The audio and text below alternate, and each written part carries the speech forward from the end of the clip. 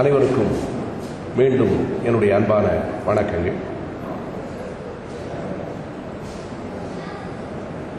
உலக விடுதலை போராளிகள் என்னும் தொடர் சொற்பொழிவனுடைய நிறைவுரை இன்றைக்கு நடைபெற இருக்கிறது.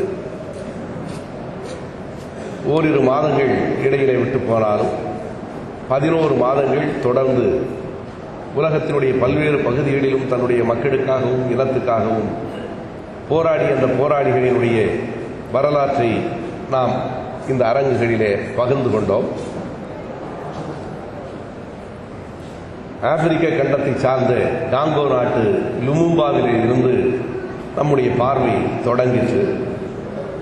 பிறகு ஆப்கானிஸ்தானத்தினுடைய கான் அப்துல் கஃபார் கான், மலேசிய கணபதி, வியட்நாமினுடைய பான் பாய்சல், பர்மாவினுடைய ஆங் சான் சூகி, பிரெஞ்சு நாட்டினுடைய வீரமங்கை ஜோனாபால், அயர்லாந்து நாட்டு போராட்ட வீரர் டான்பரி, அமெரிக்காவினுடைய மால்கம் எக்ஸ், மெக்சிகோவினுடைய மார்கோஸ், சிலி தேசத்தை சார்ந்த அலண்டே என்று 11 போராளிகளை பற்றி பார்த்ததற்கு பிறகு இன்றைக்கு தனி மனிதர்களாக இல்லாமல் ஈழ மக்கள் என்று போட்டிருப்பதற்கு காரணம், ஈழத்திலே பிறந்திருக்கிற மக்கள் அத்தனை பேரும் கடந்த 35 ஆண்டுகளாக போர்க்களத்தின் உறுப்பினர்களாகவே இருக்கிற காரணத்தால் பிரபாகரன் என்பவர் தனி மனிதன் அல்ல.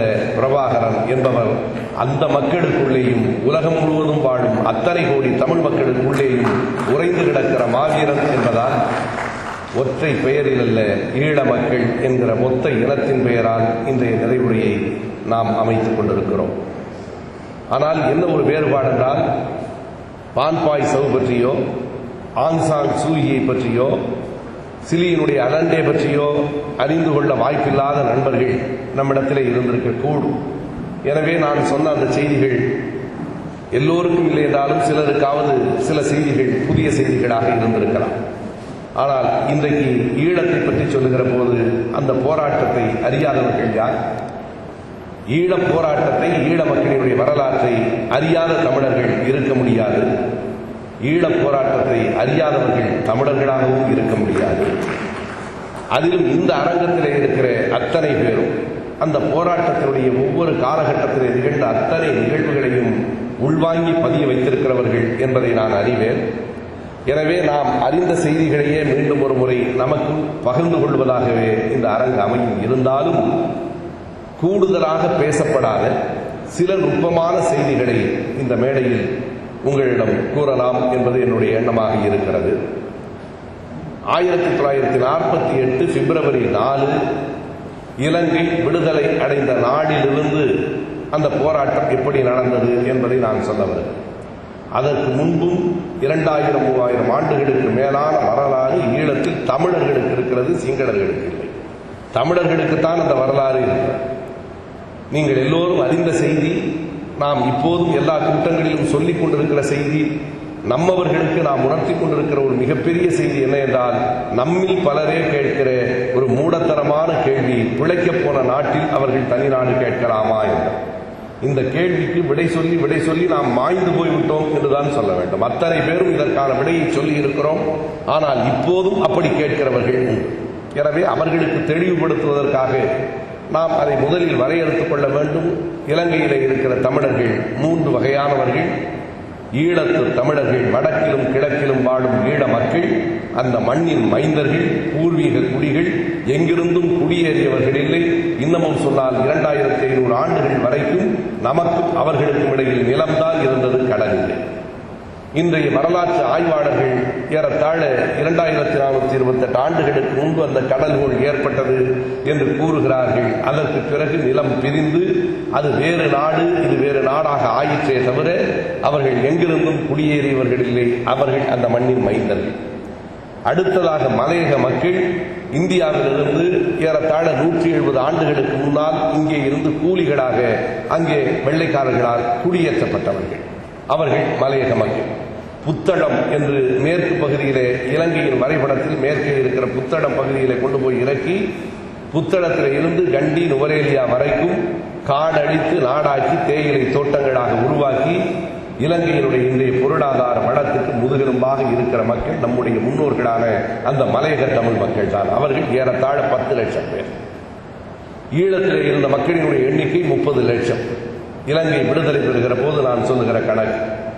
அதற்கு பிறகு கொழும்பிலேயும் சில தமிழர்கள் இருக்கிறார்கள்.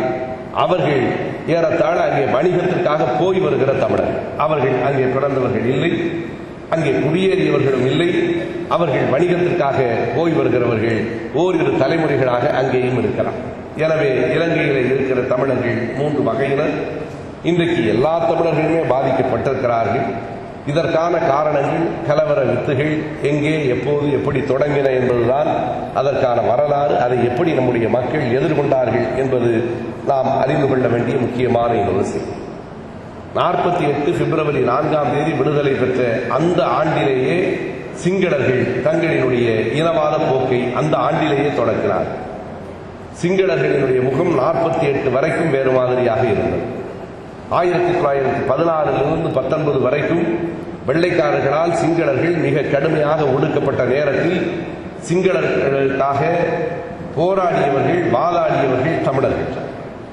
அதிலும் குறிப்பாக சிங்களத்தினுடைய தலைவர்கள் எல்லாம் மிக கடுமையான தண்டனைக்கு உள்ளாக்கப்பட்ட போது லண்டன் வரைக்கும் போய் அவர்களுக்காக நீதிமன்றத்திலே, இங்கிலாந்து நாட்டு நீதிமன்றத்திலே வாதாடி அவர்களை தூக்கு மேடையிலிருந்து காப்பாற்றியவர்கள் பொன்சேர் ராமநாதன், பொன்சேர் அருணாச்சலம் என்கிற சகோதரர்கள். அவர்களுக்கு சிங்களர்கள் எப்படி வரவேற்பு கொடுத்தார்கள் என்கிற செய்தியை நாம் அறிவோம். கொழும்பு கடற்கரையிலே அவர்கள் வந்து இறங்குகிற போது நாங்கள் இங்கிலாந்திலிருந்து அந்த வெற்றியை பெற்றுக்கொண்டு கொழும்பு கடற்கரையிலே வந்து இறங்குகிற போது அவர்கள் ஒரு குதிரைகள் பூட்டிய ரதத்திலே ஏற்றப்பட்டு பிறகு அந்த சிங்களர்கள் குதிரைகளை அவிழ்த்து விட்டுவிட்டு எங்களை காப்பாற்றிய தலைவர்கள் இவர்கள், எனவே குதிரைகளுக்கு பதிலாக வண்டிகளை நாங்களே இழுத்து வருகிறோம் என்று இழுத்து வந்தார்கள். இது இன்றைக்கும் கொழும்பு வரலாற்றில் எழுதப்பட்டிருக்கிறது.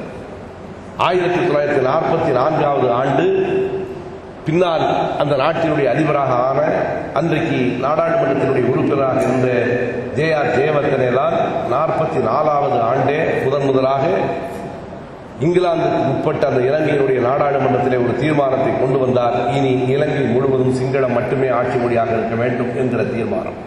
அது 44. அன்றைக்கு அந்த நாடாளுமன்றத்திலே உறுப்பினர்களாக இருந்த GG பொன்னம்பலமும் அஞ்சாலின் சுந்தரலிங்கமும் அதை கடுமையாக எதிர்த்தார். அவர்களினுடைய எதிர்ப்பையும் தாண்டி அன்றைக்கு இலங்கையினுடைய கம்யூனிஸ்ட் கட்சியுடைய உறுப்பினராக இருந்த சிங்களவரான டி சில்வா அதை எதிர்த்து சொன்ன அந்த வரிகள் இப்போதும் எல்லோராலும் மேடைகளிலே சொல்லப்படுகிற வரிகள். டி சில்வா தான் சொன்னார், இந்த சிங்கள அரசு, இன்றைய அரசு, இலங்கை அரசு ஒன்றை முடிவு செய்ய வேண்டும். ஒரு நாடு 2 மொழிகளா அல்லது ஒரு மொழி 2 நாடா என்பதை முடிவு செய்ய வேண்டும் என்று டி செல்வா சொன்னார்.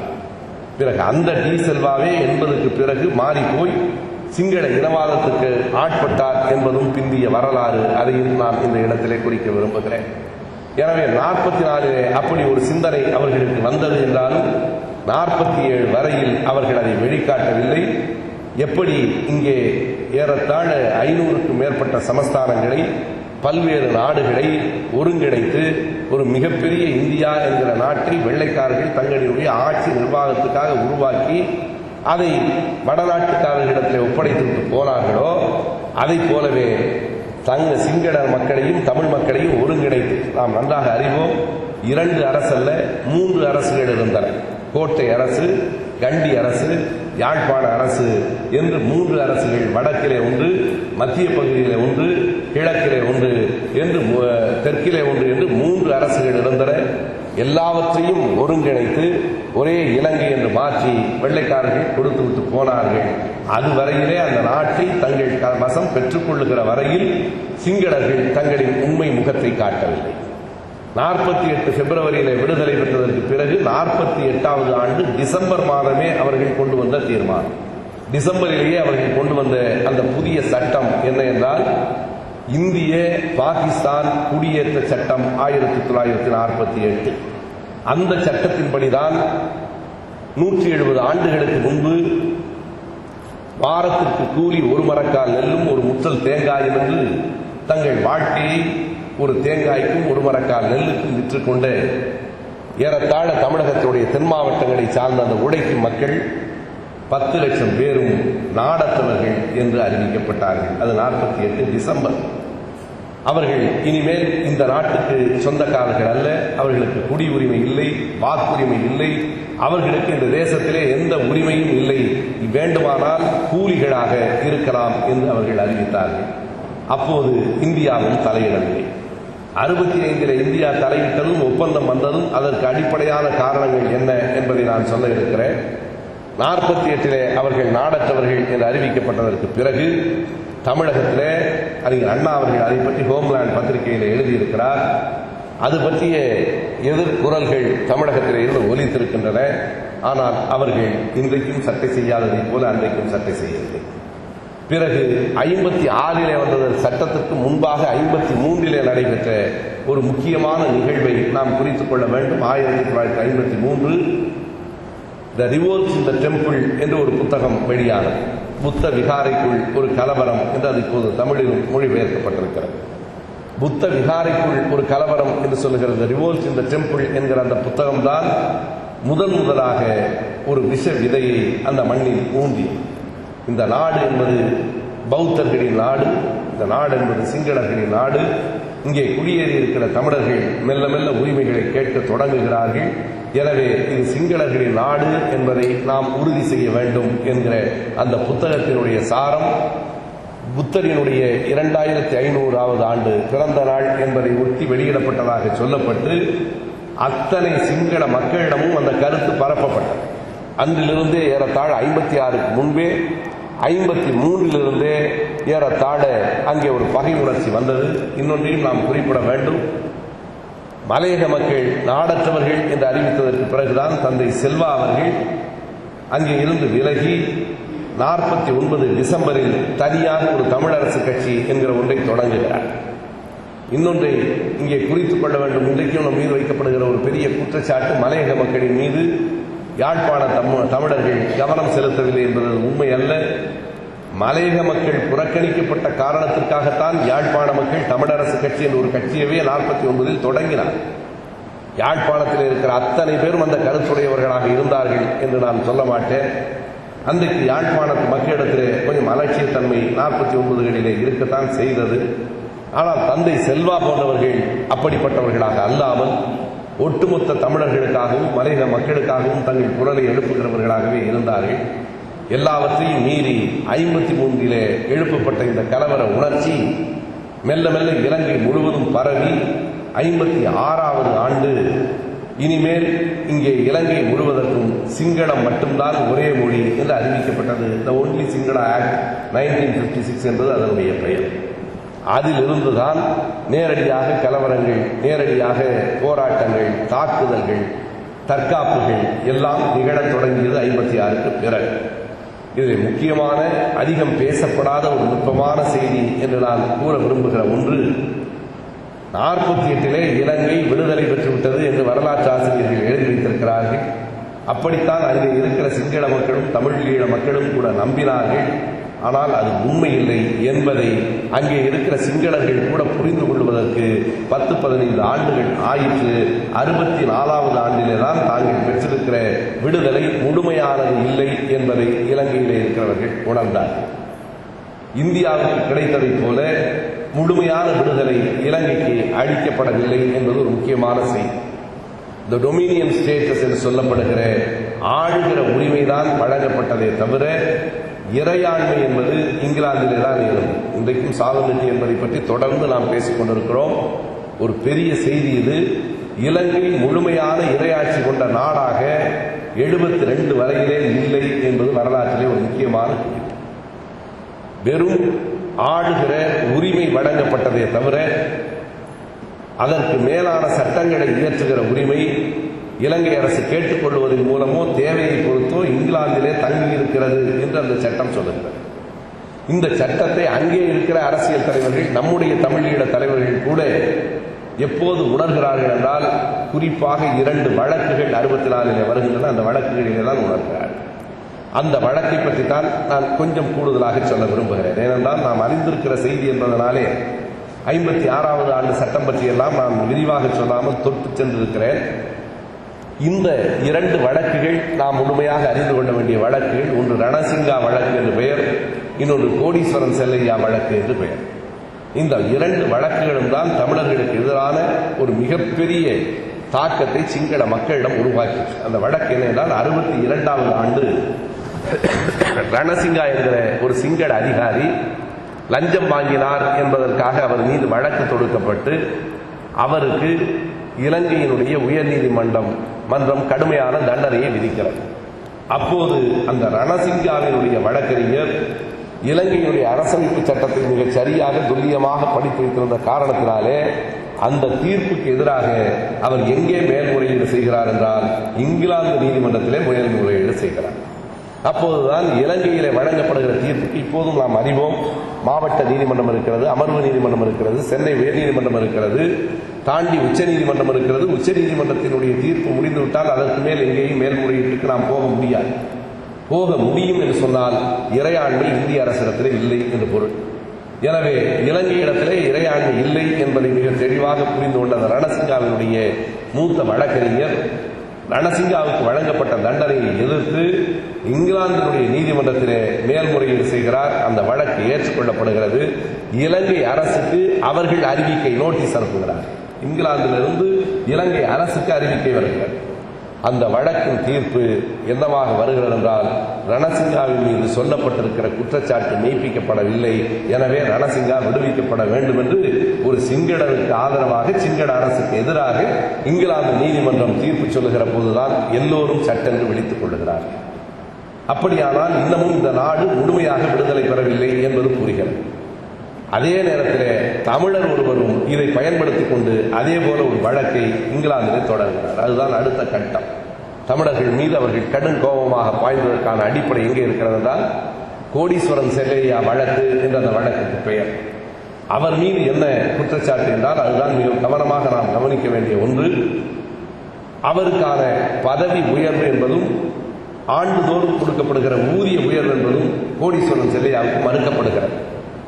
எனக்கு இந்த ஆண்டு வந்திருக்க வேண்டிய ஊதிய உயர்வு இன்கிரிமெண்ட் ஏன் வரவில்லை, பதவி உயர்வுக்கு என் பெயர் ஏன் பரிந்துரைக்கப்படவில்லை என்று அவர் கேட்கிற போது அந்த அரசு விடை சொல்லுகிறது, 1956 வந்த சிங்களம் மட்டுமே என்கிற சட்டத்தின் கீழ் நீங்கள் சிங்கள மொழியை இதுவரை முழுமையாக கற்றுக்கொள்ளவில்லை என்பதனாலே உங்களுடைய பதவி உயர்வும் ஊதிய உயர்வும் நிறுத்தி வைக்கப்படுகிறது. அப்படி சட்டத்திலே சொல்லப்படவில்லை. அந்த இலங்கையினுடைய அரசமைப்பு சட்டம் 29 2வது 3வது பிரிவுகள் அடிப்படையில் என்ன சொல்லப்படுகிறது என்றால் இங்கே இருக்கிற எல்லா இனங்களுக்கும் சமமான உரிமைகள் வழங்கப்பட வேண்டும், அது எக்காரணம் கொண்டு மறுக்கப்படக்கூடாது என்பதை காட்டி அவர் வழக்கு தொடர்கிறார். இலங்கை உயர்நீதிமன்றம் அதை ஏற்றுக்கொள்ளவில்லை. அந்த நேரத்திலே தான் இலங்கை உயர்நீதிமன்றத்திலே கோடீஸ்வரன் செல்லையா வழக்கு நடந்து கொண்டிருக்கிற போது இங்கிலாந்து நீதிமன்றம் ரணசிங்காவுக்கு ஆதரவாக தீர்ப்பு கொடுக்கிறது. எனவே கோடீஸ்வரன் செல்லையாவினுடைய வழக்கறிஞரும் இங்கிலாந்து நீதிமன்றத்திலே வழக்கு தொடர்கிறார். இங்கிலாந்து நீதிமன்றம் மிக தெளிவாக சொல்லுகிறது, சிங்களம் தான் ஆட்சி மொழி என்கிற சட்டம் வேறு, அந்த அடிப்படையிலே சிங்களத்தை கற்றுக்கொள்ளாததற்காக இவருக்கு பதவி உயர்வோ ஊதிய உயர்வோ மறுக்கப்பட முடியாதது, அது சட்டத்துக்கு புறம்பானது. எனவே கோடீஸ்வரன் செல்லையாவுக்கு ஆதரவாக இங்கிலாந்து நீதிமன்றம் தீர்ப்பு சொல்லுகிற போது ஏற்கனவே ரணசிங்கா என்கிற ஒரு சிங்களனுக்கு ஆதரவாக தீர்ப்பு சொன்ன நேரத்தில் எழாத எழுச்சி உருவாகாத ஒரு கிளர்ச்சி, தமிழனுக்கு ஆதரவாக தமிழன் ஒருவன் சிங்கள அரசை எதிர்த்து இங்கிலாந்திலே போய் தனக்கான நீதியை பெற்று வந்திருக்கிறார் என்பது மிக பெரிதாக அங்கே ஊதி பரப்பப்படுது. பாருங்கள், ஒரு தமிழன் சிங்கள அரசையே எதிர்த்து இங்கிலாந்துக்கு போய் வந்திருக்கிறார். அப்போதுதான் படித்தவர்களிடத்திலே கூட ஒரு கேள்வி வருகிறது, எப்படி அவன் இங்கிலாந்துக்கு போக முடியும்? எல்லோருக்கும் விடை தெரிகிறது, நமக்கு கிடைத்திருப்பது வெறும் ஆளுகிற உரிமைதான் தவிர முழுமையான விடுதலை அல்ல. இலங்கை அரசுக்கு இறையாண்மை என்பது கிடையாது. 64 தொடங்கி அதுதான் முழுமையான பிரச்சாரம். எனவே இலங்கைக்கு முழுமையான விடுதலை இன்னமும் கிடைக்கவில்லை. அந்த முழுமையான விடுதலையை பெற வேண்டும் என்று சொன்னால் அரசமைப்பு சட்டம் முழுமையாக மாற்றப்பட வேண்டும். அரசமைப்பு சட்டம் மாற்றப்பட வேண்டும் என்றால் அது நாடாளுமன்றத்திலே 3/2 பங்கு பெரும்பான்மையை பெற்றிருக்கிறது. வெறும் சிம்பிள் மெஜாரிட்டி என்று சொல்லுகிற 50% மேலே இருந்தால் போதுமானதில்லை. மூன்றில் 2 பங்கு பெரும்பான்மையை பெற்றிருந்தால்தான் அரசமைப்பு சட்டத்தை மாற்ற முடியும். அரசமைப்பு சட்டத்தை மாற்றினால்தான் இலங்கை முழுமையான இறையாண்மை உள்ள நாடாக மாறும். இது 64 இருந்து சிங்களர்கள் மத்தியிலே பரப்பப்பட்ட ஒரு மிகப்பெரிய பரப்பு. இது சிங்கள மக்கள் அனைவரையும் சட்டென்று போய் பற்றி கொண்டது. காரணம், ஒரு தமிழர் அல்லவா இங்கிலாந்திலே போய் வெற்றி பெற்றிருக்கிறார், அவனை எப்படி அனுமதிப்பது? இந்த நாடே நம்முடைய நாடு, தமிழர்கள் இங்கே ஒண்ட வந்தவர்கள் என்பதாக மிக தவறான ஒரு கருத்து பரப்பப்படுகிறது. ஆனால் அவர்களினுடைய வரலாற்று புத்தகம் என்று சொல்லுகிறேன், அவர்கள் சொல்லிக் கொண்டிருக்கிற மகாவம்சம், மகாதீபம் ஆகிய புத்தகங்களிலேயே விஜயன் என்று வடநாட்டிலே இருந்து பாடலிபுத்திரத்திலே இருந்து வந்த ஒரு இளவரசன், அவரோடு வந்த போராளிகள், அவர்கள் தெற்கு பகுதியிலே வந்து உருவான கலப்பு இனம்தான் சிங்கள இனம் என்று அவர்களே சொல்லியிருக்கிறார். அவர்கள் ஒரு அஞ்சல் தலை வைத்திருக்கிறார்கள். அந்த அஞ்சல் தலையிலே விஜயன் அந்த இலங்கை மண்ணிலே காலடி எடுத்து வைப்பதாக அந்த அஞ்சல் தலையிலே ஒரு படம் இருக்கிறது. அவர்கள் அறிந்தோ அறியாமலோ அதிலே ஒரு செய்தியை சொல்லியிருக்கிறார்கள். முதலாக விஜயன் இந்த மண்ணிலே காலடி எடுத்து வைத்த போது அதற்கான அடையாளமாக வெளியிடப்படுகிற அஞ்சல் தலை என்று சொல்லுகிற நேரத்திலே அங்கே தொலைவிலே அதே படத்திலே ஒரு மரத்தின் கீழே ஒரு முதிய வயதான ஒரு பெண், ஒரு பாட்டி அமர்ந்திருக்கிறார். இப்போதுதான் முதல் மனிதன் உள்ளே வருகிறான் என்று சொன்னால் அந்த தீவிலே அமர்ந்திருக்கிற பாட்டி யார் என்று அவர்களுக்கு தெரியவில்லை. அவள்தான் தமிழ் தாய், அவள்தான் தமிழ் பாட்டி, அவள் தமிழ் இனம் என்று சொன்னார். அங்கே தமிழ் இனம் ஏற்கனவே இருந்தது. வடக்கு பகுதியிலே தமிழ் ஈழ மக்கள் இருந்தார்கள். அவர்கள் நாகர்கள் என்று அன்றைக்கு அறியப்பட்டார்கள். தெற்கு பகுதியிலே இயக்கர்கள் என்று ஒரு பழங்குடி மக்கள் இருந்தார்கள். அவர்கள் எழு என்கிற மொழியை பேசினார்கள். இதெல்லாம் அவர்களே சொல்லுகிற வரலாறு. அங்கே இருந்து வந்த விஜயன் வெறும் போராளிகளோடு மட்டும்தான் வந்தார், வேறு பெண்கள் யாரையும் அழைத்து வரவில்லை. பிறகு எப்படி அந்த இனம் மறு உற்பத்தி ஆயிற்று என்று சொன்னால், அங்கே வந்து கால் பதித்த அந்த சிங்கள அந்த பாடலிபுத்திரத்திலே இருந்து வந்த வடநாட்டு வீரர்களும் தெற்கு பகுதியிலே ஏற்கனவே வாழ்ந்த அந்த பழங்குடி மக்கள்களாகிய இயக்கர்களும் உறவு கொண்டு உருவான இனம்தான் சிங்கள இனம். எப்படி அந்த பெயர் வந்தது என்றால் கூட பாடலிபுத்திரத்திலே இருந்து வந்தவர்கள் கொண்டு வந்த கொடியிலே இருந்த அந்த சின்னம் தான் சிங்கம். இன்றைக்கு நீங்கள் பார்க்கலாம். ஆகையினாலேதான் இந்தியாவினுடைய படங்களிலேயும் சிங்கம் இருக்கிறது, சிங்களத்திலேயும் சிங்கம் இருக்கிறது. அது ரெண்டுமே ஒரே சிங்கம் தான், வடநாட்டு சிங்கம். எனவே அங்கே இருந்து வந்த அந்த சிங்க கொடியோடு அவன் வந்தால், இங்கே இயக்கர்கள் என்கிற மக்கள் எழு என்கிற மொழியை பேசினார்கள். சிங்கம் கூட்டல் எழு என்பதுதான் சிங்களு என்று ஒரு பார்வை வரலாற்றிலே இருக்கிறது. அப்படி உருவானவர்கள் தான் அந்த கலப்பு இனம், சிங்கள இனம். ஆனால் அதையும் தாண்டி இந்த மண் இலங்கை முழுவதுமே புத்த மதத்திற்கு உரியது. புத்தர் அந்த கொள்கைகளை பரப்புவதற்காக உருவாக்கிய நிலம் என்பது போன்ற ஒரு மாயையை அவர்கள் கிளப்பினார்கள். அது இந்த 64 கோடீஸ்வரன் செல்லையா வழக்குக்கு பிறகு மிக அழுத்தமாக மக்கள் நெஞ்சத்திலே பதிந்தது. 70வது ஆண்டு அங்கே நடைபெற்ற பொது தேர்தலில் இதுவே பிரச்சனையாக சுதந்திரா கட்சியால் முன்வைக்கப்பட்டது. அதுதான் அடிப்படை. அன்றைக்கு ஐக்கிய ஆளுங்கட்சி அந்த கோரிக்கையை முன்வைக்க தவறிவிட்டது.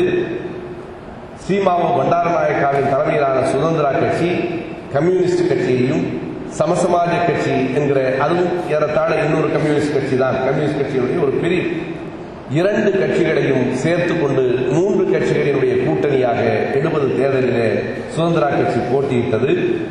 1970 மே மாதம் 27ஆம் தேதி அங்கே நடைபெற்ற தேர்தலில் சுதந்திரா கட்சி, கம்யூனிஸ்ட் கட்சி, சமசமாஜ கட்சி 3 கட்சிகளுமாக சேர்ந்து மொத்தம் இருந்த 151 இடங்களில் 116 இடங்களில் வெற்றி பெற்றுவிட்டன.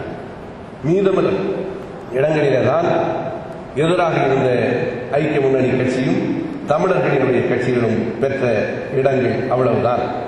எனவே 151 116 என்கிற போது 3இல் 2 பங்கு பெரும்பான்மை அவர்களுக்கு கிடைக்கிறது. ஆனாலும் தமிழரசும் தமிழரசு கட்சியும் தமிழர்களும் கடுமையாக எதிர்த்த காரணத்தினாலே ஏறத்தாழ 2 ஆண்டுகள் புதிய அரசமைப்பு சட்டம் கொண்டு வருவதிலே தடைகள் ஏற்பட்டு மறுபடியும் அவை பேசப்பட்டு இறுதியாக 1972 ஆண்டு மே மாதம் 22ஆம் தேதி நாடாளுமன்றத்தில் 3இல் 2 பங்கு பெரும்பான்மை பெற்று புதிய அரசமைப்பு சட்டம் ஏற்கப்பட்டது. அன்றிலிருந்துதான் இலங்கை முழுமையான இறையாண்மை பெற்றது. எனவே 48 இருந்து 72 வரைக்கும் இலங்கை முழுமையான இறையாண்மை பெற்ற விடுதலை பெற்ற நாடு இல்லை என்பது ஒரு செய்தி. 72 அவர்கள் அந்த இறையாண்மை பெற்றார்கள். அந்த புதிய அரசமைப்பு சட்டம் என்ன சொல்லிற்று என்றால், இனி இது சிங்கள நாடு, இந்த நாட்டில் அதிபர்களாக வருகிறவர்கள் இனத்தால் சிங்களராகவும் மதத்தால் பௌத்தர்களாகவும் இருக்கிறார்கள். சிங்கள பௌத்தர்களை தவிர வேறு யாரும் இந்த நாட்டுக்கு அதிபராக வர முடியாது. இதை விட ஒரு கொடுமையான சட்டம் உலகத்தில் எங்கேயும் இருக்க முடியாது. இந்தியாவில் வர முடியுமோ முடியாதோ சொல்லிக் கொள்ளவாவது முடியும். இந்தியாவில் யார் வேண்டுமானாலும் பிரதமராகலாம், யார் வேண்டுமானாலும் குடியரசுத் தலைவராகலாம், அப்படியெல்லாம் ஆகிவிட முடியாது. நீண்ட காலத்துக்கு பிரதமர் பதவி உத்தரப்பிரதேசத்தை விட்டு இந்த பக்கம் ஒரு அங்குலம் கூட வரவில்லை. பிறகுதான் மெல்ல மெல்ல நகர்ந்தது. இன்றைக்கு எல்லோரும் வந்திருக்க முடிகிறது என்று சொன்னால், அப்துல் கலாம் அவர்கள் குடியரசுத் தலைவராக ஆகியிருக்கிறார். ராமேஸ்வரத்தில் தென்கோடியில் பிறந்த ஒரு சிறுபான்மை வகுப்பை சார்ந்தவர் என்று சொன்னால், அவர் அவர்களுக்கு இணங்கி போனார், ஆகையினாலே வர முடிந்தது என்கிற உள் அரசியல் எல்லாம் வேறு. குடியரசுத் தலைவராக அவர் தேர்ந்தெடுக்கப்பட்ட போது அப்துல் கலாம் அவர்கள் கண்டிப்பாக ஏதேனும் ஒரு திருக்குறளை சொல்லுவார் என்று நான் எதிர்பார்த்தேன். அவர் கீதையை தான் முன்மொழிந்தார்.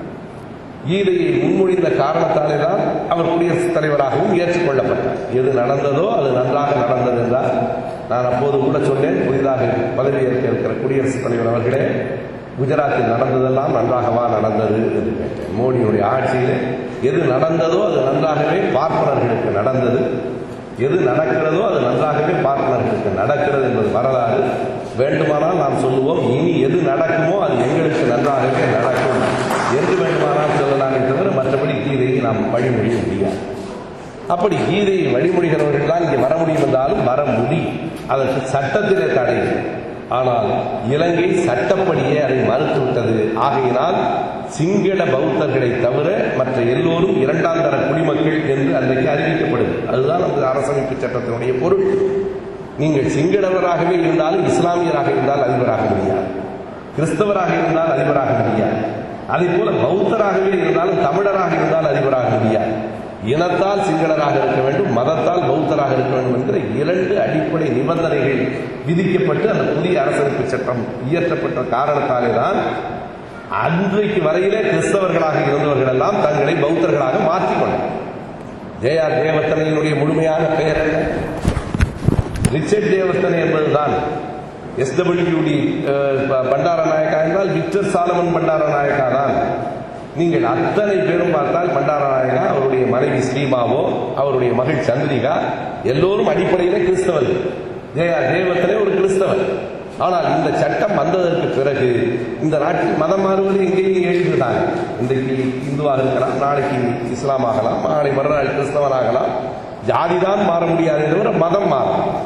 யார் வேண்டுமானாலும் மாறும். ஜாதி மட்டும் பிறந்ததுலேருந்து சாகிற வரைக்கும், செத்ததுக்கு அப்புறமும் அதே ஜாதி தான். பிறக்கிறதுக்கு முன்னாடியே முத்திரை ஊட்டப்பட்டு செத்ததற்கு பிறகும் அதே ஜாதி தான். ஆனால் மதம் மாறலாம். எல்லோரும் மாறிக்கொண்டார்கள். அவர்களெல்லாம் சிங்கள பௌத்தர்களாக நடித்தார். அவர்கள் அடிப்படையில் கிறிஸ்தவர்.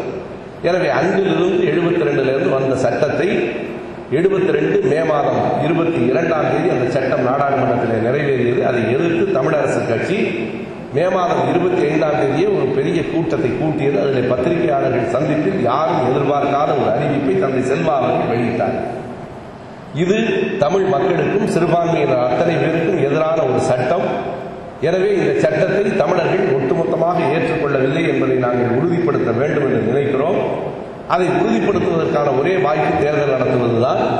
மறுபடியும் எல்லோரையும், எல்லா உறுப்பினர்களையும் மறுபடியும் வீட்டுக்கு அனுப்பிவிட்டு தேர்தலை நடத்த வேண்டும் என்று நாங்கள் சொல்ல முடியாது. என்றாலும் தமிழரசு கட்சியின் தலைவராக இருக்கிற நான் என் பதவியிலிருந்து விலகிக் கொள்கிறேன்.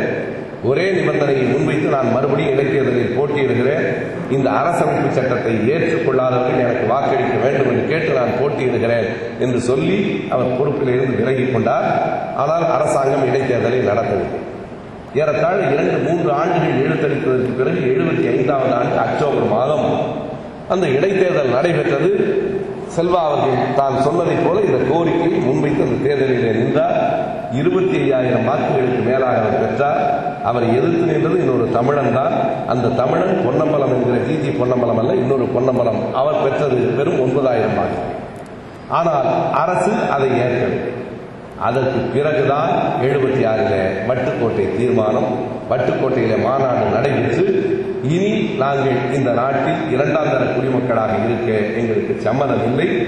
எனவே தனித்தமிழ் நாடு என்பதுதான் சரியானது என்பதை தந்தை செல்வா அவர்கள் முன்மொழிய தமிழ் ஈழ மக்கள் ஒட்டுமொத்தமாய் வழிமொழிந்தார். அது புலிகளினுடைய கோரிக்கை அல்ல. விடுதலை புலிகள் பின்னால் மாவீரர் நாளில் ஒரு முறை தேசிய தலைவர் பிரபாகரன் அவர்கள் தன் உரையிலே தெளிவாக தெரிவித்திருக்கிறார். நாங்கள் தனிநாடு கேட்கிற பயங்கரவாதிகள் என்கிறார்கள். ஆனால் அகிம்சை வழியில் இறுதி வரையில் போராடிய தந்தை செல்வா அவர்கள் முன்மொழிந்த தீர்மானம் அது. தந்தை செல்வாவினுடைய தீர்மானத்தை தமிழ் மக்கள் தான் ஒட்டுமொத்தமாக வழிமொழிந்தார்கள். எனவே தமிழ் ஈழ மக்களின் கோரிக்கையை தோளில் ஏற்று எங்கள் இயக்கம் போராடி கொண்டிருக்கிறது என்று அவர் தெரிவித்தார். அதுதான் உண்மையான நிலையும் கூட. அரசியல் வரலாற்றில் இன்னொரு மாற்றமும் ஈழத்தில் என்ன நடந்தது என்றால் 48 இருந்து 72 வரையில் அகிம்சை வழியில் மட்டுமே போராடிய தமிழ் ஈழ மக்கள் 72க்கு பிறகு மெல்ல மெல்ல ஆயுதங்களை கையில் ஏந்த தொடங்கினார். 72க்கு பிறகுதான் ஆயுதங்கள் தோன்றின. புதிய தமிழ் புலிகள் என்கிற அமைப்பு தோன்றிய 72 அதில் இருந்து 76வது ஆண்டு மே மாதம் 5ஆம் தேதி தமிழ் ஈழ விடுதலை புலிகள் என்கிற இயக்கம் உருவாயிற்று. வேறு பல இயக்கங்களும் உருவாகின. எல்லா இயக்கங்களும் தனித்தனியே ஆயுதம் ஏந்தி ஒரே கோரிக்கையை முன்வைத்துத்தான் போராடின. அத்தனை இயக்கங்களும் ஒரே கோரிக்கையை முன்வைத்து தனித்தமிழ் ஈழம் என்பதை முன்வைத்துத்தான் போராடின. அதற்கு பிறகுதான் அந்த வரலாறு முழுவதையும் நாம் அறிவோம். முழுவதையும் நான் விரிவாக சொல்லிக் கொண்டிருக்க வேண்டும் என்பதில்லை. என்ன நடந்தது என்கிற இறுதி பகுதிக்கு நான் வந்து விடுகிறேன். 35 ஆண்டு கால போராட்டம் 76 அவர்கள் தொடங்கி மிக கடுமையான போராட்டத்தில், மக்களின் போராட்டத்தில் அவர்கள் ஈடுபட்டார்கள். உலகத்திலேயே வேறு எங்கேயும் இல்லாத அளவுக்கு அந்த விடுதலை போராட்ட இயக்கம் ஒவ்வொரு நாடும் களத்திலே இறந்து போனவர்களினுடைய பெயர்கள் என்ன என்பதை அப்படியே பதிவு செய்தார்கள். எத்தனை ஆயிரம் பேர் இறந்திருக்கிறார்கள் என்பதை அவர்களின் பெயர்களோடு தொடர்ந்து பதிவு செய்து கொண்டிருந்தார்கள். மிக கடுமையான தாக்குதல்களுக்கும் இழப்புகளுக்கும் பிறகு அந்த போராட்டம் தொடர்ந்து ஓயாமல் நடந்தது. இதில் அயல்நாட்டினுடைய முதல் தலையீடாக 87 இந்தியாவினுடைய தலையீடு தொடங்கிற்று. 87 இந்தியாவினுடைய தலையீடு தொடங்கியதற்கு பிறகும் அவர்கள் சலிக்காமல் போரிட்டார்கள். இந்திய ராணுவத்தையும் எதிர்த்து போரிட்டார்கள். பிறகு 91 அந்த போராட்டம், இன்னமும் சொன்னால் இந்திய அரசு அங்கே போய் எப்படி அவமானப்பட்டு திரும்பியது என்பதை இறுதி நாட்களில் ராஜீவ்காந்திக்கும் பிரேமதாசாவுக்கும் இடையிலே நடந்த கடித போக்குவரத்துகள் நமக்கு அப்படியே வெளிப்படுத்துகின்றன. இந்த அசைன்மெண்ட் கொழும்பு என்கிற புத்தகத்தில் ஜெயன் தீட்சித் அந்த கடிதங்களை அப்படியே பின்னிணைப்பாக கொடுத்திருக்கிறார். 2 கடிதங்களை மாதிரிக்காக சொல்ல வேண்டும் என்றால் ராஜீவ்காந்தி கேட்கிறார், நாங்கள் உங்களுக்கு ஏராளமான உதவிகளை செய்திருக்கிறோம், அடுத்து என்ன உதவியை செய்ய வேண்டும் என்று சொன்னால் அதை செய்வதற்கு நாங்கள் தயாராக இருக்கிறோம். உனக்கு இருக்கிற வேலையெல்லாம் விட்டுட்டு, இன்றைக்கு காலையில் கூட நான் சொன்னேன், இந்தியா முழுவதும் கலவரம், இலங்கையில் நமது ராணுவம் என்று. உனக்கு உன்னுடைய நாட்டு கலவரத்தை அடக்குவதற்கு அவருக்கு துப்பில்லை. நீ இலங்கைக்கு ராணுவத்தை அனுப்பினாய், வேறு என்ன உதவியை செய்ய வேண்டும் என்று கேட்கிற போது பிரேமதாசா பதில் எழுதினார், எங்களுக்கு ஒரே ஒரு உதவியை செய்தால் போதும், உங்கள் ராணுவத்தை படைகளை திரும்ப எடுத்துக் கொள்ளுங்கள் போதும் என்று. இதை விட முகத்தில் அளித்ததை போல் இன்னொரு விடையை யாரும் சொல்ல முடியாது. எனவே ஆர்ப்பாட்டத்தோடு அங்கே போய் இறங்கி அவமானத்தோடு படை திரும்பி வந்தது என்பதுதான் அந்த படையின் வரலாறு. எனவேதான் அப்படி எங்கள் மக்களை அழித்துவிட்டு வருகிற அந்த படையை நான் வரவேற்க போக மாட்டேன் என்று கலைஞர் அவர்கள் சொன்னது கூட சட்டமன்றத்தில் இன்றைக்கு பதிவாகி இருக்கிற ஒரு செய்தி. அதற்கு பிறகு மறுபடியும் பிரேமதாசாவினுடைய முகம் மாறிற்று. மீண்டும் மீண்டும் போராட்டங்கள் நடந்தன. 95 சந்திரிகாவினுடைய ஆட்சியில் நம் மக்கள் பட்ட துன்பங்கள் குறைவானவை அல்ல. இந்த இடத்தில் பொதுவாக பெரியார் நூலக வாசகர் வட்டம் என்பது 8 மணி அளவில் முடிந்து போய்விடுகிற ஒரு நிகழ்ச்சி என்பதை நாம் அறிவோம். ஆனாலும் நண்பர் சிங்கவர்களும் பொறுப்பாளர்களும் நீங்கள் கூடுதலாகவும் கொஞ்சம் நேரத்தை எடுத்துக்கொண்டு முடிந்த விரைவிலே நீங்கள் முடிக்கலாம் என்று சொல்லியிருக்கிறார்கள். என்றால் நாம் இன்னொரு மகிழ்வான விழாவையும் தொடக்கத்திலே நடத்த வேண்டியிருந்ததால் அந்த நேரம் கடந்து கொண்டிருக்கிறது. எனவே நாம் அறிந்த செய்திகளை மறுபடியும் சொல்லிக் கொண்டிருப்பதை விட இன்றைக்கு உலக அரங்கிலே எழும்பி இருக்கிற சில கேள்விகளை பற்றி சில செய்திகளை உங்களோடு நான் பகிர்ந்து கொள்ள வேண்டும் என்று கருதுகிறேன். முள்வேலிக்கு இடையிலே இன்றைக்கு 3 லட்சம் மக்கள் சிக்கி கிடக்கிறார்கள். நடந்த போர் நாம் அறிவோம். எத்தனை விதமான கொடூரங்களை நாம் சந்தித்தோம் என்பதை அறிவோம். உலக வரலாற்றில் எந்த இனமும் பார்க்கிறாத அத்தனை கொடுமைகளையும் நம் தமிழ் இனம் ஒன்றுதான் சந்தித்தது. அத்தனை கொடுமைகளையும் தாங்கிக் கொண்டு உலகத்திலே 35 ஆண்டுகளாக நாம் போராடினோம். இன்றைக்கு யாரோ ஒரு ராஜபக்சே அல்ல, வெறும் சிங்கள அரசு அல்ல, உலக நாடுகளெல்லாம் ஒன்றாக சேர்ந்து நம் இனத்தை அழித்திருக்கிறார்கள். இந்தியா அதன் முதலிடத்திலே நின்றிருக்கிறது. நம்முடைய மக்கள் எல்லாம் அழிக்கப்பட்டு இன்றைக்கு 2 லட்சம், சரியாக சொல்ல போனால் 12 முகாம்களில் 2,80,000 தமிழர்கள் முள்வேலிகளுக்குள்ளே சிறை வைக்கப்பட்டிருக்கிறார்கள். அவர்களில் குறிப்பாக 10,000 பேர் பொறுக்கி எடுக்கப்பட்டு அவர்களெல்லாம் போராளிகள் என்று சொல்லி சித்திரவதை முகாம்களுக்கு அனுப்பப்பட்டிருக்கிறார்கள். 12 முகாம்களிலே 4வது வலயத்தில் இருக்கிற செட்டிகுளம் முகாம் தான் மிக பெரியது. அந்த முகாமிலே மட்டும் 1,20,000 பேர் இருக்கிறார்கள். மற்ற முகாம்களிலே எல்லாம் 15,000, 20,000, 10,000 என்று மக்கள் அடைக்கப்பட்டிருக்கிறார்கள். இன்றைக்கு அந்த மக்களினுடைய நிலை என்னவாக இருக்கிறது என்றால், அவர்களுக்கு உணவு இல்லை. எப்போதும் நீங்கள் ஒன்றை நாம் கணக்கிலே கொள்ள வேண்டும். என் பசியை நான் தாங்குவேன், என் மனைவியின் பசியை நான் தாங்குவேன், என் குழந்தையின் பசியை நான் தாங்க முடியாது. குழந்தைகள் அழும் ஒலி அந்த முகாம் முழுவதும் கேட்கிறது. உணவு இல்லை, உடை இல்லை, ஒழுங்கான முறையும் இல்லை. எல்லாவற்றையும் தாண்டி என்ன கொடுமை என்றால், இதுதான் பெரிய கொடுமை, அவர்களுக்கு கழிப்பறைகளும் இல்லை. கழிப்பறைகள் இல்லாத ஒரு வாழ்க்கை. இன்றைக்கும் சிறைக்கு போன நண்பர்களின் அரங்கத்திலே மிக பலர் இருக்கலாம். சிறைக்கு போகிற போது நாம் சகித்துக் கொள்ள வேண்டிய ஒரு மிகப்பெரிய செய்தி அதுவாகத்தான் இருக்கு. பசி தாங்கிக் கொள்ளலாம், அவர்கள் கொடுக்கிற எந்த உணவையும் கொள்ளலாம், எங்கு வேண்டுமானாலும் படுத்து உறங்கலாம். அதிலும் பெரியார் தொண்டர்கள் எல்லாம் எல்லாவற்றுக்கும் எதற்கும் எப்போதும் தயாராக இருக்கிறவர்கள் தான் பெரியாரை பின்பற்றி வந்திருக்க முடியும். நமக்கு அந்த பழக்கமும் அனுபவம் உண்டு. ஆனாலும் கூட நான் வேலூரில் இருந்தபோது எனக்கே அந்த அனுபவம் நேர்ந்தது. பிறகு சென்னையிலே பொடா சிறையில் இருந்தபோது தனிமை சிறையில் இருந்தார்கள். தனிமை சிறையில் வைத்திருக்கிற நேரத்தில் துன்பங்களும் உண்டு, சில வசதிகளும் உண்டு. ஆனால் வேலூரிலே நான் 3ஆம் வகுப்பு கைதியாக இருந்த நேரத்தில் 54 பேர் ஒரு அறையிலே அடைக்கப்பட்டிருந்தோம். 54 பேருக்கும் ஒரே ஒரு கழிப்பறை தான். அந்த கழிப்பறைக்கு உள்ளே போவதற்கே முடியாத அளவுக்கு மிகப்பெரிய சகிப்புத்தன்மை இருந்தாலே ஒழிய நம்மால் அந்த இடத்தில் இருக்க முடியாது.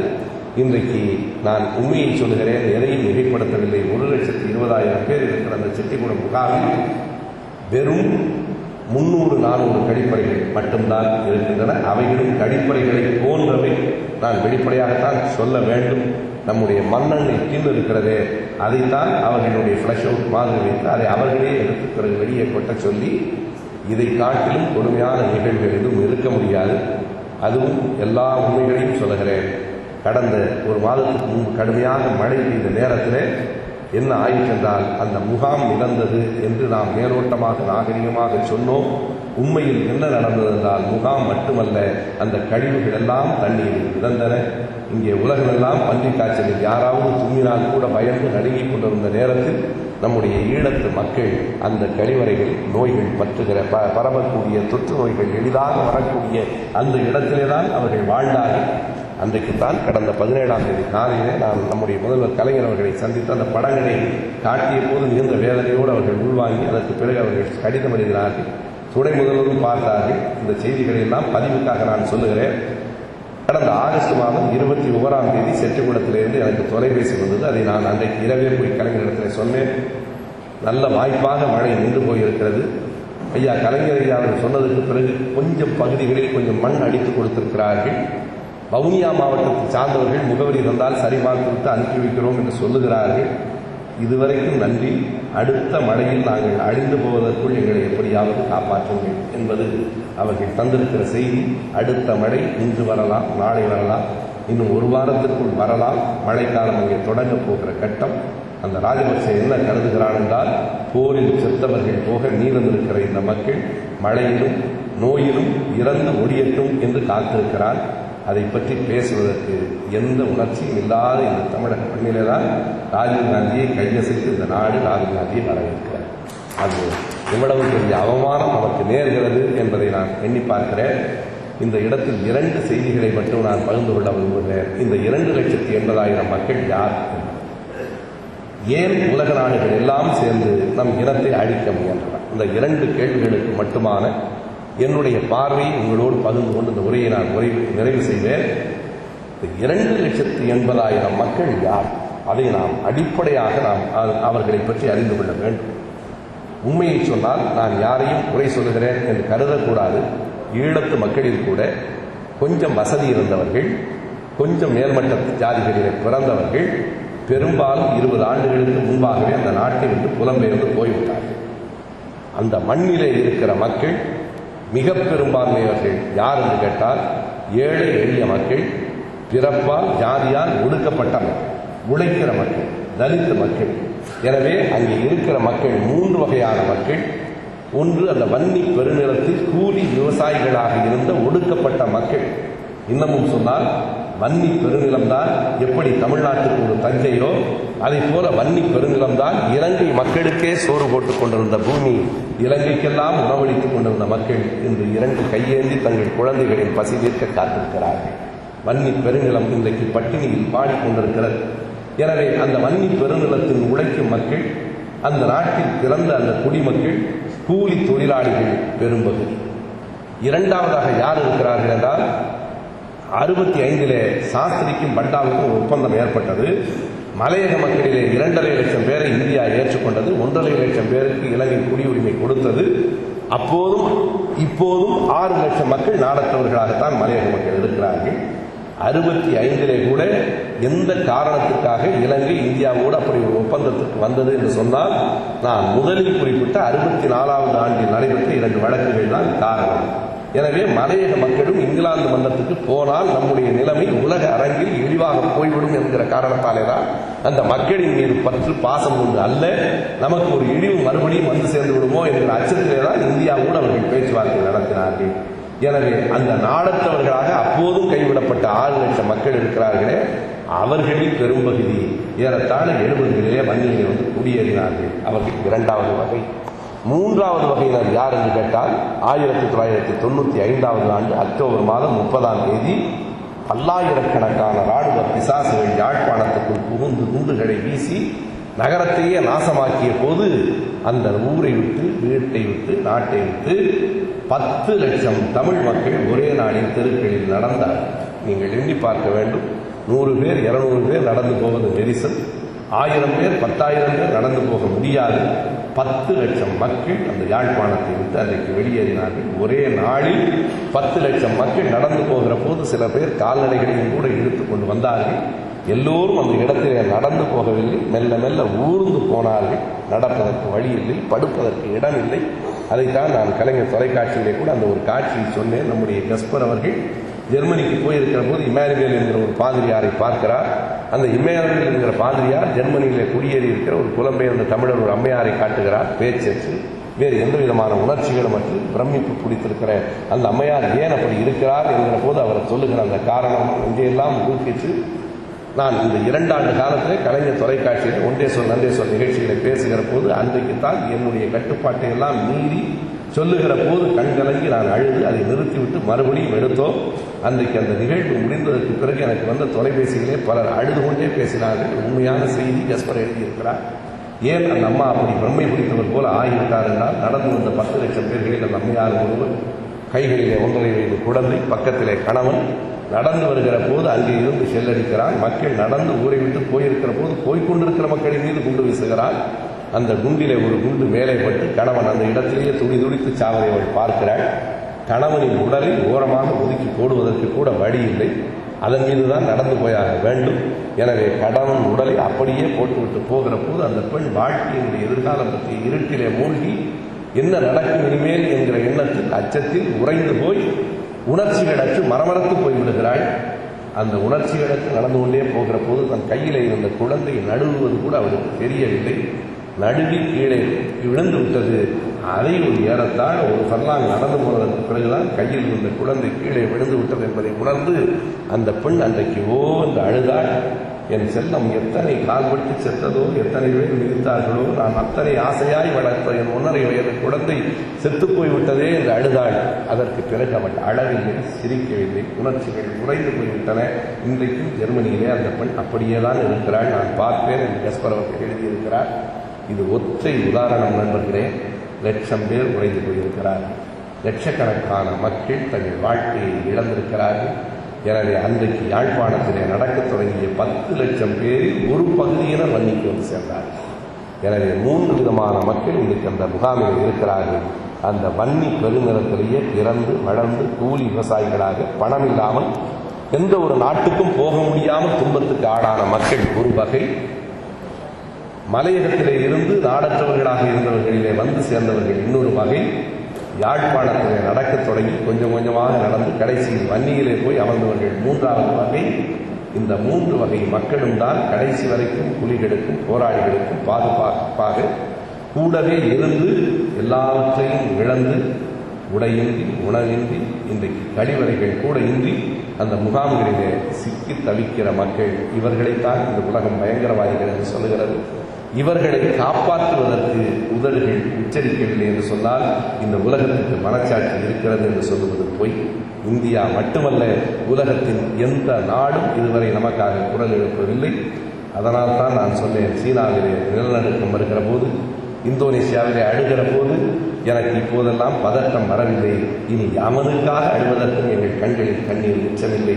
நாங்கள் இறந்த போது, எங்கள் இனம் அழிந்த போது உலகத்தில் ஒருவனும் அழவில்லை. உலகத்தில் அத்தனை நாடுகளுக்காகவும் நாம் அழுதோம். பாலஸ்தீனத்திலே மக்கள் கொல்லப்படுகிற போது துடித்தோம். கியூபாவின் போராட்டத்தை ஆதரித்தோம். வியட்நாமுக்காக நாம் கொடி பிடித்தோம். ஆனால் உலகத்தின் எந்த நாடும் எங்கள் இனம் அழிகிற போது வாய் திறந்து ஒரு சொல்லும் சொல்லவில்லை. எனவே எங்களால் இனி அழுவதற்கு கண்ணீர் இல்லை என்று நாம் சொன்னோம். இன்றைக்கும் அந்த நிலைமைதான். எனவே அங்கே இருக்கிற இந்த உலகம் சொல்லுகிற பயங்கரவாதிகள் என்கிற மக்கள் இந்த 3 வகை. அடுத்ததாக இன்னும் ஒரே ஒரு கேள்வி இருக்கிறது, எதற்காக இப்படி அத்தனை உலக நாடுகளும் சேர்ந்து அந்த இனத்தை அழித்தன என்பதற்கு இதுவரையில் எவரும் விடை சொல்லவில்லை. நான் அறிகிற விடை ஒன்றுதான், பெரியோர்களே, புலிகளினுடைய வளர்ச்சியை பார்த்து உலக நாடுகள் கொண்ட அச்சம்தான் அதற்கு காரணம். உலகம் இதுவரை இப்படிப்பட்ட போராளி குழுவை இதுவரை கண்டது. முப்படைகளும் வைத்திருந்த விடுதலை போராட்ட குழு உலகத்தில் ஒரே ஒரு இடத்தில், ஒரே ஒரு நாட்டில், ஒரே ஒரு ஆண்டு இருந்திருக்கிறது என்று யாராவது சொல்ல முடியும்? வான்படை, தரைப்படை, கடற்படை, இவை தாண்டி தங்கள் உயிரையே பணயம் வைக்கிற கரும்புலிப்படை என்கிற 4 படைகளையும் முன்னிறுத்தி அந்த புலிகளின் போராட்ட குழுவை பார்த்து உலகம் அஞ்சியது. அமெரிக்காவில் இருந்து ஆஸ்திரேலியா வரைக்கும் எல்லா பயல்களுக்கும் அச்சம். இதுபோல ஒவ்வொரு நாட்டிலும் குழுக்கள் எழுந்தால் என்ன செய்வது? ஒரே ஒரு வழிதான் இருக்கிறது, அந்த போராளிகளை, அந்த மக்களை அடியோடு அழித்துவிட வேண்டும் என்பதைத்தான் உலக நாடுகள். ஒரு காரணம் இல்லை. இன்றைக்கு காலையிலே கூட நான் போகிற போக்கில் மறைமுகமாக சொன்னேன், தொலைக்காட்சியிலே அவ்வளவுதான் என்னாலே சொல்ல முடியும். 2 கோபுரங்கள் இடிந்ததற்காக 2 நாடுகள் அழிக்கப்பட்டன. ஒரு உயிர் பறிக்கப்பட்டதற்காக 1 லட்சம் உயிர்கள் பறிக்கப்பட்டன. இதுதான் இந்த உலகம் தருகிற நியாயமா என்று நான் கேட்டேன். 2 கோபுரங்கள் இடிந்ததற்காக ஆப்கானிஸ்தானையும் ஈராக்கையும் அமெரிக்கா அழித்தது. மற்ற நாடுகள் வேடிக்கை பார்த்துக் கொண்டுதான் இருந்தன. இன்றைக்கு ஈழ மக்கள் அழிக்கப்பட்டிருக்கிறார்கள். எங்கே தங்கள் நாடுகளுக்கும் இப்படிப்பட்ட குழுக்கள் வளர்ந்து விடுமோ என்ற அச்சத்தில் அத்தனை நாடுகள் ஒருங்கிணைந்து ஒரே அணியிலே நின்று ஈழத்தை அழிக்க முயற்சித்திருக்கிறார்கள். ஒன்றை இந்த உலகம் குறித்துக் கொள்ளட்டும், உலகத்தில் வல்லரசுகள் எல்லாம் சேர்ந்து அழிக்க வேண்டும் என்கிற அளவுக்கு வளர்ந்த ஒரே ஒரு குழு தமிழனின் குழுதான். பாரதிதான் ஒரு பாடலில் சொல்லுவான், பெல்ஜியம் பற்றி சொல்லுகிற போது, நீ வீழ்ந்தாலும் மானத்தால் வீழ்ந்தாய், வீழ்ந்தாலும் வீரத்தால் வீழ்ந்தாய், வீழ்ந்தாலும் தர்மத்தால் வீழ்ந்தாய் என்பார். அதுபோல எங்கள் ஈழ மக்கள் ஒரு களத்திலே பின்னடைவு ஏற்பட்டாலும் அது வீரத்தால் ஏற்பட்ட பின்னடைவு, மானத்தால் ஏற்பட்ட பின்னடைவு, தர்மத்தால் ஏற்பட்ட பின்னடைவு. எதுவரையில் அங்கே ஆதிக்கம் இருக்கிறதோ, எதுவரையில் அங்கே அழித்தொழிக்க வேண்டும் என்கிற எண்ணம் இருக்கிறதோ, அதுவரையில் விடுதலை உணர்வும் அந்த மண்ணில் இருந்தே தீர்மானம் எவரும் அழிக்க முடியாது. தலைவர் இருக்கிறாரா இல்லையா என்கிற அந்த விவாதங்களில் நான் உள்ளே போக விரும்பவில்லை. ஒன்றை மட்டும் சொல்லுகிறேன், என்றைக்கும் களத்தில் இருக்கிற ஒருவனுக்கு வெற்றிதான் வரும் என்று நான் கருத மாட்டேன். வெற்றியும் வரலாம், வீர மரணமும் வரலாம். வெற்றியும் தோல்வியும் மரணத்தால் முடிவு செய்யப்படுவதல்ல. அந்த மனிதன் யாருக்காக வாழ்ந்தான், யாருக்காக கடைசி வரை போராடினான் என்பதுதான் வரலாறே தவிர, 1000 ஆண்டு ஓய்ந்து கிடந்த பின்னர் மாறாது போல் வந்த அந்த மாமணிதான் என்றாலும் யாரும் கடவுள் இல்லை. மனிதனுக்கு, போராளிக்கு வீரச்சாவு உண்டு. எனக்கு வந்து கொண்டிருக்கிற செய்திகள் நல்ல செய்திகளாக இல்லை என்றாலும் என்னால் எதையும் உறுதிப்படுத்த முடியவில்லை. ஒன்று சொல்லுகிறேன், அந்த மனிதன் அடையாளம், அந்த மனிதன் நம் அத்தனை கோடி மக்களின் மனச்சாட்சி ஒரு நாள் அல்ல, 2 நாள் அல்ல, இன்னும் 100,000 ஆண்டுகள் பிரபாகரன் இந்த மண்ணின் மக்கள் வாழ்வார். என்றைக்கும் பிரபாகரனுக்கு சாவு இல்லை. தமிழின் கடைசி குடிமகன் இருக்கிற வரைக்கும் பிரபாகரனுக்கு சாவு இல்லை. ஆனால் அந்த போராட்டம் என்பது இன்றைக்கு நசுக்கப்பட்டிருக்கிறது. அந்த மக்கள் எல்லா விதமான துன்பங்களுக்கும் ஆளாகி இருக்கிறார்கள். இன்றைக்கு சட்டக்கல்லூரி மாணவர்கள் அவர்களுக்காக தங்கள் இன்னுயிரை பணயம் வைத்து சாகும் வரை பட்டினி போராட்டத்தில் ஈடுபட்டிருப்பதாக ஒரு செய்தியை வருகிற போது பார்த்தேன். தமிழ் இனம் மறுபடியும் அந்த தமிழ் ஈழ மக்களுக்காக தங்கள் உணர்வை காட்டட்டும். உரிமையை வெளிப்படுத்த நமக்கு உரிமைகள் இருக்கிறது. அந்த மக்கள் அழிந்து போக நாம் அப்படியே வேடிக்கை பார்க்க மாட்டோம்.